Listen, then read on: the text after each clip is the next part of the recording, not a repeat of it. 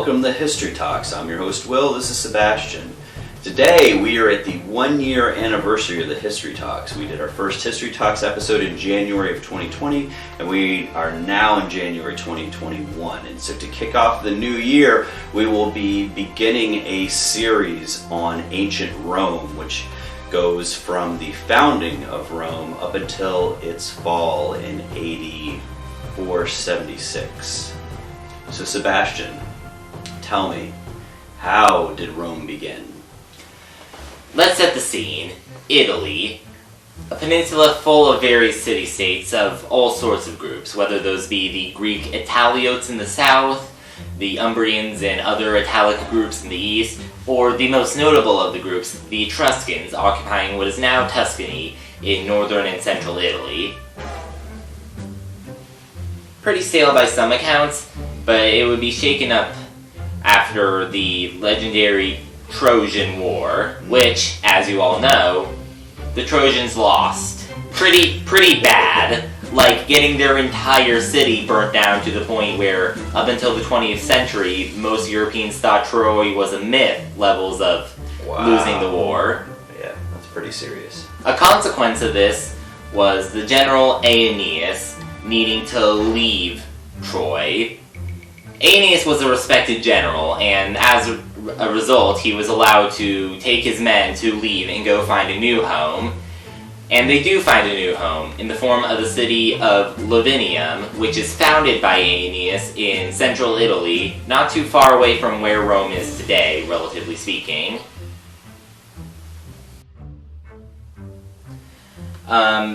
Now, I'd like to preface this by saying that the main source for a lot of this information is the Roman historian Livy. Very few written records exist at this time, and none of them really talk about Rome.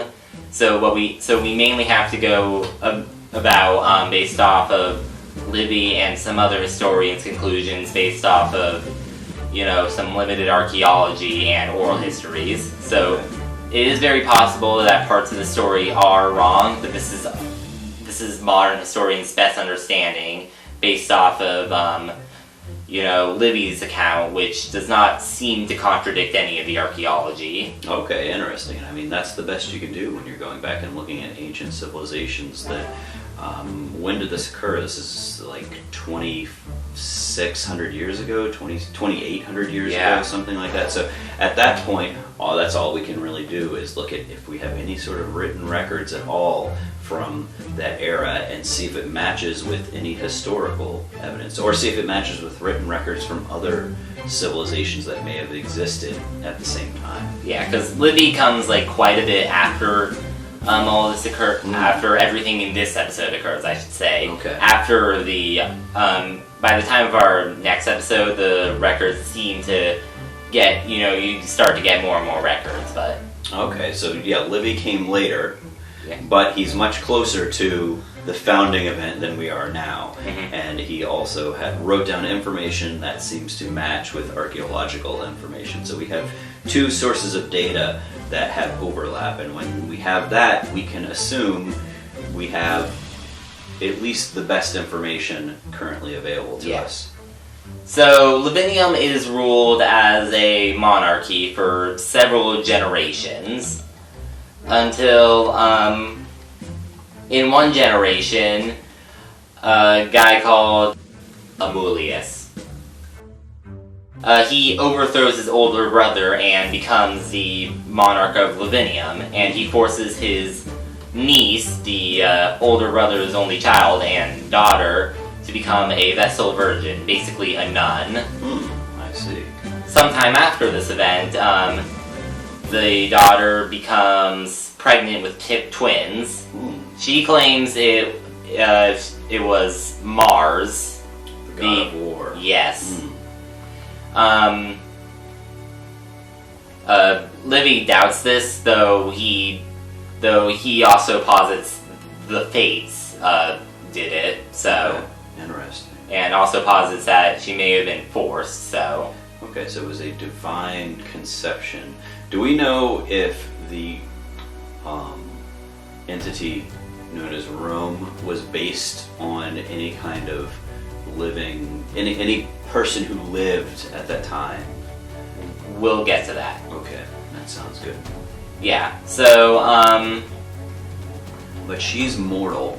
yeah, And she the father was unknown. unknown or believed to be divine, of divine origin.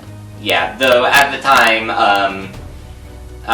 her story was not believed, and in fact, she was thrown in jail for breaking her oaths as a Vestal Virgin. Interesting. And the children were thrown into the Tiber River. Wow. Okay. Interesting. But going back, since we're at 20, we've basically got a he said, she said type story from 2,800 years ago. So going back, we really don't know what happened. I'm assuming, right? There's probably no way, short of somebody inventing a time machine where you go back and observe it. There's probably no way to ever find out exactly what really happened. Yeah.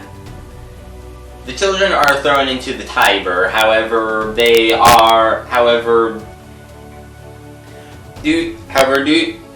children, they're twins. Is that correct? Yes. Boys. Okay. However, due to a bit of laziness from the guards, they're thrown in such a way that they end up washing up on the shore like sometime later, alive. Where on the river Tiber? Is that correct? Yeah. Okay. Where a female wolf, a she-wolf, often nicknamed, according to legend, including Livy, the she-wolf was sympathetic to these two twins and actually breastfed them. Interesting. So do you think the she-wolf is supposed to represent some sort of female, maybe it's in pagan culture, in the Romantic pagan culture, that's some sort of female priestess or something like that? There's a she-wolf? On the one hand, maybe. However, on the other hand, Livy then goes on to explain that this happened for like a day, and then like after, or not even for a full day, afterwards, shortly afterwards, a shepherd discovers the boys and takes them with him. Interesting. Okay. And then when we go back on this, do we think do you believe there's any truth to the story at all, or just something they came up with a story later, or is there actual archaeological or some sort of other evidence that indicates there really was this woman who gave birth to these twins? She was forced to give them up, and they somehow ended up being raised by a shepherd. We don't really know. I think there was probably someone named Romulus, but these boys end up growing up to be named Romulus and Remus. Okay. And it's important to know that this isn't just any shepherd. This is actually a local kingdom's royal shepherd. He's the head of the king's sheep. There you go. It's an important shepherd. Yeah. And it's interesting. Well, the Rome comes from Romulus, right? Yeah. Imagine if it was named Reme, the Reman Empire. Yeah. I think Rome has a nicer ring to it. Anyway. So, however, eventually, the boys are raised in are trained in being shepherd, but both of them have developed a bit of a hobby for hunting, and eventually they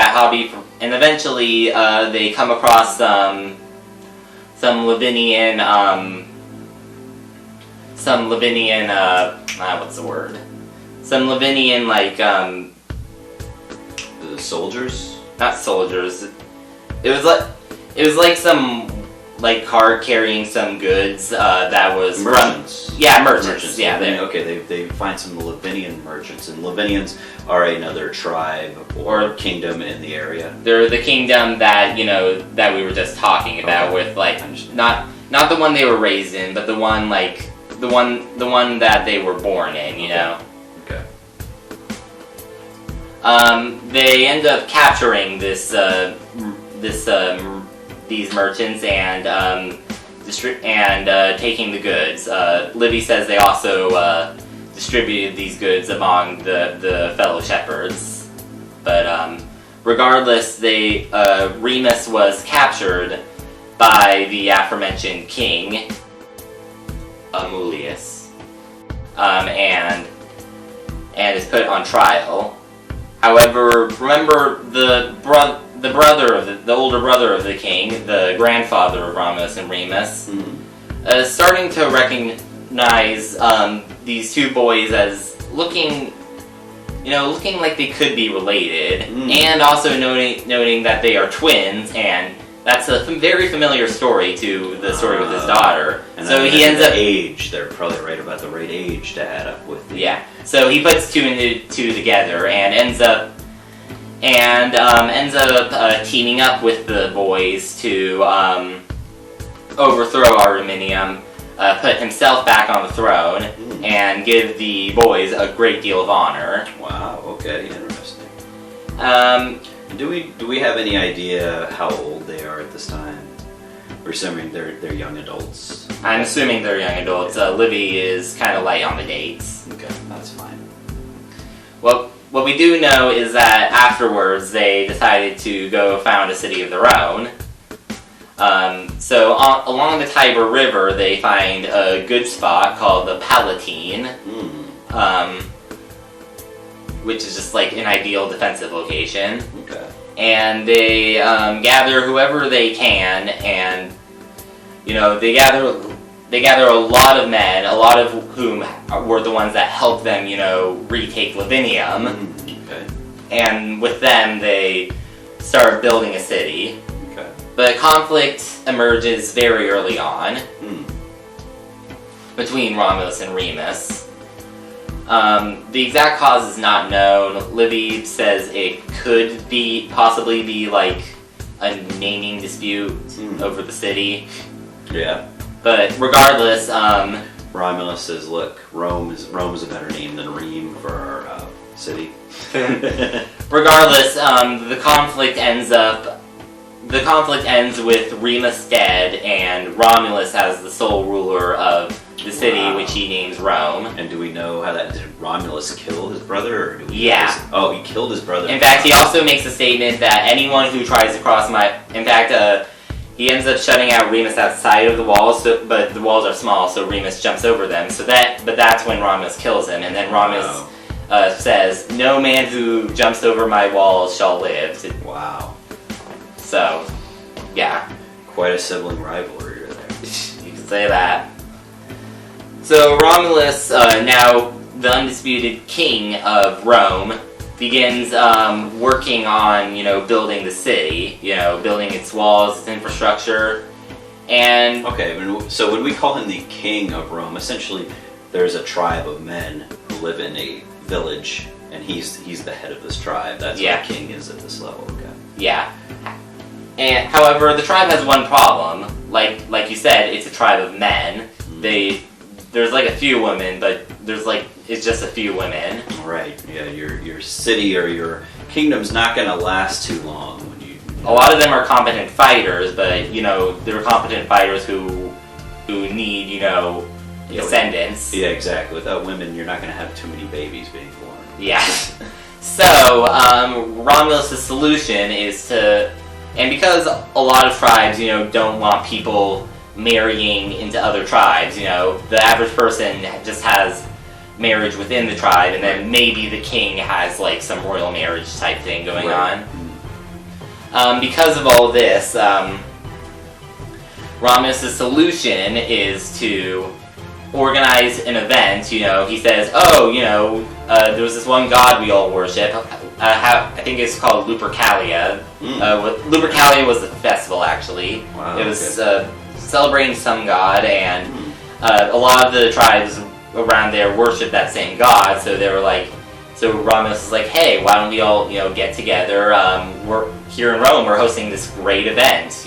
Why don't you come over here? Okay. So they do, and the other tribes, they're having a good time. They're watching the spectacle, participating in the rituals, whatever. And then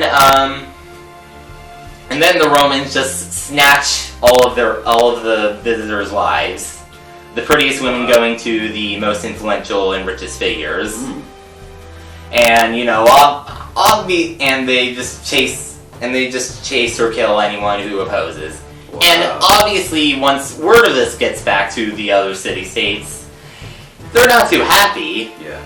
And a lot of these were from this particular tribe called the Sabines. So they lead a force. So the king of the Sabines leads a bunch of these tribes to go attack Rome to, try to get their women back. Wow. Except Romulus manages to fend off this first attack by, because basically the Sabines' strategy was to try to raid the surrounding area and then eventually just starve out Rome. But Rammus manages to use this to, divide the enemy's army up and crush them one by one, and he eventually captures and kills the king of the Sabines. Wow. But the Sabines are not the only one. A different group tries to attack Rome, and through bribery, they manage to actually take the citadel of Rome. But Romulus, he first tries to attack them in the citadel, but that doesn't go well, and he ends up getting pursued to the gates of the Palatine. But then he, says a loud prayer to Jupiter, and then gives this great speech about how how the tides have changed. Now they have Jupiter's favor, and that works, and they end up chasing them back to the meadow and defeating the enemy army. Wow. So that's quite a story. And is this something that are we going through? We're going by Livy. We're going by Livy, okay. And it's possible he, exaggerated some of Romulus's greatness. But okay. But do we? I wonder if that's something else where we have a archaeological record, or maybe records from other kingdoms. I mean, because you see other kingdoms mentioning, that. Because I remember reading that there were records from other kingdoms hey, our women got stolen, let's go take them back. Oh, so it does match up, okay. But we don't know anything from other kingdoms about the actual battles that they fought, other than the Sabines were mad. Yeah. Okay, yeah, maybe they didn't want to keep a record of them losing, Yeah. So okay, that's really interesting. So Romulus basically says we have a whole bunch of men. Just to go over this again, we have a whole bunch of men in our town. We need women because our towns, we're not going to have any babies there, or our kingdom, our city is going to die out. So we need women. So what's a good way to get them? Invite all of our neighbors over. We'll invite them over to this big party, and then when they get there, maybe we'll give them some drink, some get them drunk, get them having fun, get them relaxed, and when we do that, we kidnap all their women. Yeah. And then we just either slaughter or drive all the men away. Yeah. Wow. Okay. And then of course, the other kings in the area were very angry, and but Romulus was able to back this up through force because they all came after him, but he was able to defeat them. Yeah. And there was and the king of the Sabines died. His heir took the throne and made one more attempt, but Romulus ended up managing to win this war and even get some territory out of it. So. Wow. Okay. So at this point, Rome, or Romulus, goes from being this kind of it sounds like a little village, that doesn't have much of a future, to all of a sudden being a regional power. Yeah, and I mean, keep in mind it's a small regional power. All of this is happening in a small corner of Italy. They don't quite compare to the Etruscans just yet, but they're getting there. Okay, so the Etruscans are the most powerful kingdom in the Italian peninsula at this time. Yeah. So eventually Romulus, dies. He's basically added to the Roman pantheon after this. But after he dies, there's a 10-year period of Interregnum, where basically every year they have a group of 10 senators who run the country until they can decide a new king, and they end up going with a sort of elective monarchy where the people choose next king, and then the Senate Oh, I forgot to mention that there's a Senate now. Okay, hold on. I forgot to mention. Was the Senate created during Romulus's time? Yes. Okay. So here's the story with the Senate. This gets more interesting. Here's the story with the Senate. Yeah. There's after Romulus kills Remus, he's all right, I need to develop a more advanced power structure, especially one that hands more power to me. He he gets like these 12 guys who are basically his like core of like officials, and then he gets like the 100 most richest and powerful men in Rome and announces that and dubs them paters. Oh, okay. And then fathers. It's spelled differently from the word for pater, meaning father, but okay. it's like pater, like as in father, is P-A-T-E-R. This is P-A-T-R-E. Okay, so there's 112 then. The 12 are a different body called, I forget what they're called, but he basically stole the idea from the Etruscans. Okay, so it's some kind of king's council. Yeah, right? he stole the idea from the Etruscans. Yeah, so the king, the monarch, he has some sort of council or cabinet, and then he has a senate, which is made up of 100 members. Yeah, who are basically just also an advisory board. Interesting. Okay, and so like for example, in the United States government, we have a senate comprised of 100 members. Mm-hmm. Not at the founding, but we have that now. Yeah. It's an interesting number. Okay. Yeah. So anyway, in that case, it's essentially a plutocratic senate, right? You said he just takes, he picks 100 wealthy men and gives them this position in his government. Yeah. Okay. So now the Roman Senate, they spend, so after Romulus dies, for 10 years they decide what the rules are going to be, but they end up deciding, okay, the people elect a new king, but the Senate has to approve the king. And also senators get 2 votes. Okay. So anyways, they choose a different guy, and he does some minor expansions. He conquers a tribe called the Alba, who I believe actually were helpful in the retaking of Lavinian, so that's fun. Wow. Yeah.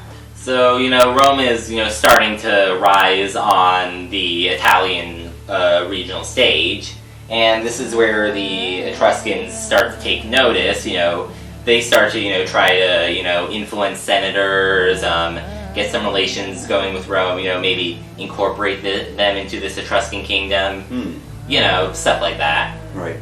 Hoping to get, maybe even an Etruscan king on the Roman throne. Wow. Huh.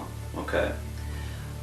So this goes on for like some generations of rulers. Okay, so this is Romulus founds this 100-man senate, but the senate continues on, even through the next few kings. Yeah, their powers are not exactly super strong, but their influence is noteworthy. Interesting. So partly because they're already rich people, and partly from major families, and partly because they basically get final say over who becomes king. Oh, they vote on who the king is. Yeah, it's an elected monarch. It's an elected monarchy where the people have the initial vote, but then the Senate can say, I don't like that guy. Let's vote someone else. Do. The people get the initial vote, but the citizens vote for their king. And the Senate says, yes, we like him, or no, we don't. Wow, okay, the Senate has veto power. Interesting. And in addition to, senators also being able to vote in the general election as well, so. Yeah, that's very interesting. And are a lot of members of this society voting citizens? Yeah. Basically, if you were a descendant of one of the founding members of Rome, you were a citizen. Okay. If you lived in the city of Rome itself, you were probably a citizen, unless you were a slave. Oh, interesting. Okay. Yeah, that's and you look at that. Of course, look at the structure of the United States government, where we have a president who has is an executive. Similar to a king is commander-in-chief, but has limited powers. For example, serves a 4-year term, whereas I'm assuming a king serves for life. Yeah, exactly. Which is just to go back to the United States government for a minute. Another change that was made there is so a president can be elected for a 4-year term. The president can then select Supreme Court justices who serve. They don't have the military authority that a king has, but they do have the law deciding authority that was often given to maybe the king had then, and they also get approved by a senate Yeah. and hold their role for life. You Yeah. know? So that's interesting how that got changed. You know, sort of in even more indirect form, even more of a republic and less democratic in that where the people elect the president selects Yeah. a justice, Supreme Court justice. The Senate approves. It's sort of like how the Senate would approve a king. Anyway, back to Rome. I just thought it's interesting how if you look at that compared to what the structure we have at the federal government of the United States. Yeah. Next, we move on to the last king of Rome, Tarquinius, or as he is often shortened to, Tarquin. So basically, he's the king of Rome. And do you know around what year we're talking about now?